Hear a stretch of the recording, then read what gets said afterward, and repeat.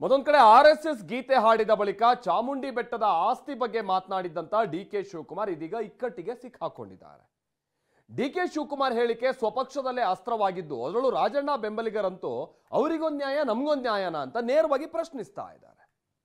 BJP ನಾಯಕರುಗಳಂತೂ DK Shivakumar ಭಯಗೊಂಡ್ಬಿಟ್ಟಿದ್ದಾರೆ ಅಂತ ಕಾಲೆಳಿತಾ ಇದ್ದಾರೆ. ನಮಸ್ತೆ ಸದಾ ವತ್ಸಲೆ ಮಾತೃಭೂಮಿ. ಆರ್ಎಸ್ಎಸ್ ಗಾನ, ಚಾಮುಂಡಿ ಆಸ್ತಿ ಕದನ, ಡಿಕೆ ಮೇಲೆ ಬಿಜೆಪಿ ಬಾಣ. ಚಾಮುಂಡಿ ಬೆಟ್ಟ ಹಿಂದೂಗಳ ಆಸ್ತಿ ಏನಲ್ಲ. ನಿಮ್ಗೆ ಸೂಚನೆ ಬಂದಿದೆ, ಇದರಿಂದ ಆಚೆ ಬರಬೇಕು. ಅದಕ್ಕಾಗಿ ಈ ಇಶ್ಯೂ ಡೈವರ್ಟ್ ಮಾಡುವುದರಲ್ಲಿ ನೊಬೆಲ್ ಪ್ರಶಸ್ತಿ ಏನಾದರೂ ಕೊಡುವಂಥದ್ದಿದ್ರೆ ಡಿ.ಕೆ. ಶಿವಕುಮಾರ್ಗೆ ಕೊಡಬೇಕು. ಅವರಿಗೊಂದು ನ್ಯಾಯ ನಮಗೊಂದು ನ್ಯಾಯ ಸಿಡಿದ ರಾಜಣ್ಣ ಬೆಂಬಲಿಗರು. ಇಕ್ಕಟ್ಟಿಗೆ ಸಿಲುಕಿದ ಡಿಸಿಎಂ ಡಿಕೆ ಶಿವಕುಮಾರ್ ಮೌನ. ಮಾತು ಆಡಿದ್ರೆ ಹೋಯ್ತು, ಮುತ್ತು ಒಡೆದ್ರೆ ಹೋಯ್ತು. ಡಿಕೆ ಆಡಿದ ಆರ್ಎಸ್ಎಸ್ ಗಾನ, ಚಾಮುಂಡಿ ಬೆಟ್ಟದ ಆಸ್ತಿ ಬಗ್ಗೆ ಕಿಡಿ ಹೊತ್ತಿಸಿದ ಮಾತಿನ ಕದನ ಡಿಕೆ ಶಿವಕುಮಾರ್ರನ್ನ ಇಕ್ಕಟ್ಟಿಗೆ ತಳ್ಳಿದೆ. ಮೌನಕ್ಕೆ ಜಾರಿರೋ ಡಿಸಿಎಂ ಬಗ್ಗೆ ಮಾತನಾಡಿರೋ ಮಾಜಿ ಸಚಿವ ಎಚ್.ಎಂ. ರೇವಣ್ಣ ಡಿಕೆ ಬೇಜಾರ್ನಲ್ಲಿದ್ದಾರೆ ಅಂತ ಹೇಳಿದ್ದಾರೆ.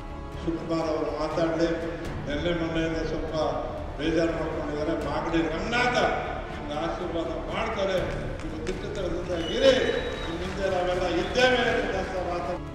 ನಿಜ, ಮಾಜಿ ಸಚಿವ ಎಚ್.ಎಂ. ರೇವಣ್ಣ ಈ ರೀತಿ ಹೇಳೋದಕ್ಕೂ ಕಾರಣ ಇದೆ. ಸದನದಲ್ಲಿ ಆರ್ಎಸ್ಎಸ್ ಗೀತೆ ಹಾಡಿ ನಂತರ ಕ್ಷಮೆ ಯಾಚಿಸಿದ್ದ ಡಿಕೆಯನ್ನ ಬಿಜೆಪಿ ಟೀಕಿಸಿತು. ಇದಾದ ನಂತರ ಚಾಮುಂಡಿ ಬೆಟ್ಟ ಹಿಂದೂಗಳ ಆಸ್ತಿಯಲ್ಲ ಅಂತ ವಿವಾದದ ಕಿಡಿ ಹೊತ್ತಿಸಿದ್ರು. ಇದಾದ ಬಳಿಕ ಹೈಕಮಾಂಡ್ನಿಂದ ಸಂದೇಶ ಬಂತೋ ಏನೋ, ಡಿಕೆ ಶಿವಕುಮಾರ್ ಸೈಲೆಂಟ್ ಆಗಿದ್ದಾರೆ. ಆದರೂ ಬಿಜೆಪಿ ನಾಯಕರು ಎರಡು ಸ್ಟೇಟ್ಮೆಂಟ್ಗಳನ್ನ ಮುಂದಿಟ್ಟು ಡಿಕೆ ಗೊಂದಲದಲ್ಲಿದ್ದಾರೆ, ಭಯಗೊಂಡಿದ್ದಾರೆ ಅಂತ ಕಾಲೆಳೆದಿದ್ದಾರೆ.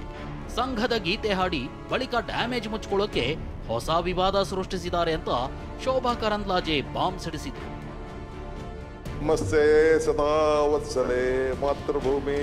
ಅಧ್ಯಕ್ಷ ಹಿಂದೂ ಭೂಮಿ ಸುಗಂ ವರ್ಧಿತೋಹಂ. ಚಾಮುಂಡಿ ಬೆಟ್ಟ, ಚಾಮುಂಡಿ ದೇವರು ಎಲ್ಲ ಧರ್ಮದವ್ರಿಗೂ ಇದೆ, ಹಿಂದೂಗಳ ಆಸ್ತಿ ಏನಲ್ಲ.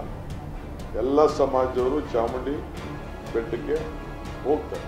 ಯಾವಾಗ ನೀವು ಆರ್ಎಸ್ಎಸ್ ಬಗ್ಗೆ ಹೇಳಿದ್ರಿ, ಪ್ರಾರ್ಥನೆಯನ್ನು ಹೇಳಿದ್ರಿ, ಆವಾಗ ನಿಮ್ಮ ಹೈಕಮಾಂಡ್ ನಿಮ್ಮ ಮೇಲೆ ಸಿಟ್ಟು ಮಾಡ್ಕೊಂತು. ನಿಮ್ಗೆ ಸೂಚನೆ ಬಂದಿದೆ, ಇದರಿಂದ ಆಚೆ ಬರಬೇಕು. ಅದಕ್ಕಾಗಿ ಯು ಕ್ರಿಯೇಟೆಡ್ ಎ ಕಾಂಟ್ರವರ್ಸಿ ಇನ್ ಚಾಮುಂಡಿ ಬೆಟ್ಟ.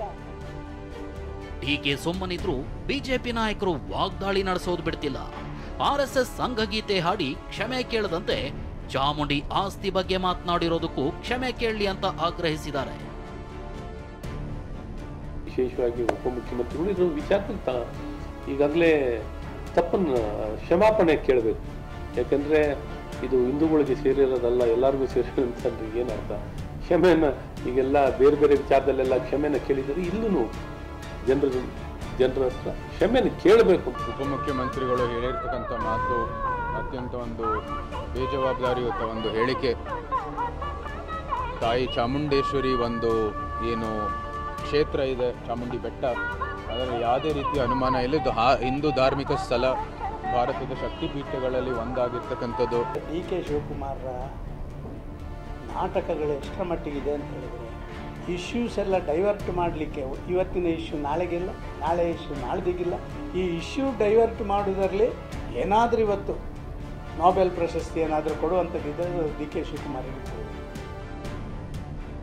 ಬಿಜೆಪಿಯ ಈ ಅಸ್ತ್ರಕ್ಕೆ ತಿರುಗೇಟು ಕೊಟ್ಟಿರೋ ಸಚಿವ ದಿನೇಶ್ ಗುಂಡೂರಾವ್ ಡಿಕೆಗಿಂತ ಅಪ್ಪಟ ಹಿಂದೂ ಇನ್ನೊಬ್ಬರಿಲ್ಲ ಅಂತ ಡಿಕೆ ಪರ ಬ್ಯಾಟ್ ಬೀಸಿದ್ದಾರೆ.